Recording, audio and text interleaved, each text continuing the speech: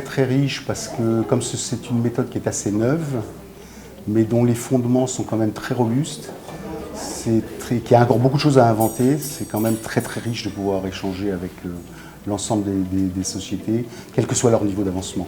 C'est intéressant de voir les différents niveaux de maturité. Donc on voit quand même qu'il y a quand même pas mal de monde déjà. Donc c'est un sujet qui est attirant. On voit qu'on peut le mettre en place, on peut le mettre en œuvre sur des problématiques, sur des périmètres et des problématiques différentes.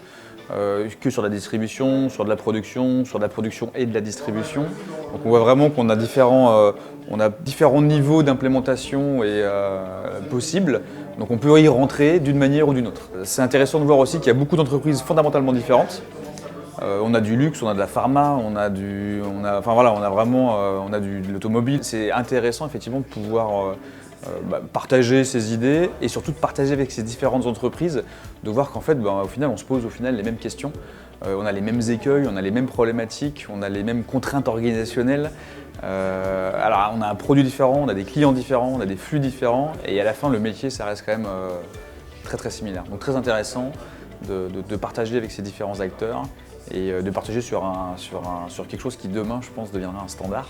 On a constaté par les témoignages de ce matin que Demand Driven, selon beaucoup de personnes, deviendra un standard de la supply chain. La question, c'est comment y aller. Les entreprises ont besoin de mobiliser beaucoup de monde, sont souvent engagées dans des projets de transformation importants, avec des outils très chers, avec des équipes qui sont déjà sur beaucoup d'autres projets.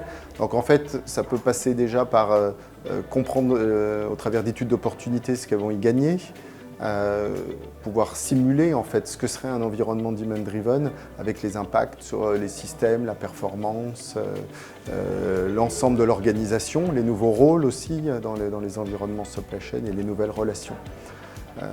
Les étapes d'après passent en général par je m'engage dans un pilote professionnel et assez significatif avant de définir une organisation et une architecture informatique finale qui permettra d'accompagner un déploiement global, ce qui en général suit assez rapidement les premiers pilotes qui sont faits par les différentes organisations.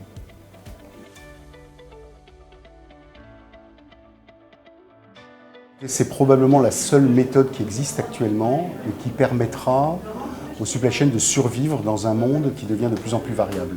Ça répond à des vraies problématiques opérationnelles qu'en supply chain, production, on se pose tous les jours et auxquelles les outils actuels ne répondent pas forcément. C'est visuel, c'est simple à comprendre et c'est simple à mettre en œuvre. Donc ça, je pense que c'est une des premières raisons. Ça répond beaucoup à une problématique actuelle de customer centricity, de s'assurer qu'on répond aux besoins du client. Donc, par définition, le demand driven, c'est le client qui va driver les différentes étapes de la supply chain, qui va driver les différentes étapes de la production.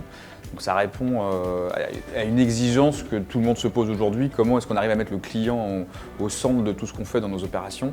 Et ça, c'est un moyen simple de le faire et d'arriver à décloisonner des fonctions qui avant n'étaient pas des fonctions qui pouvaient travailler, c'était des fonctions qui travaillaient ensemble, mais qui quand même regardaient chacune leur précaré. Et DDMRP permet de refondre un peu la manière dont ces différentes fonctions arrivent à cohabiter et à collaborer.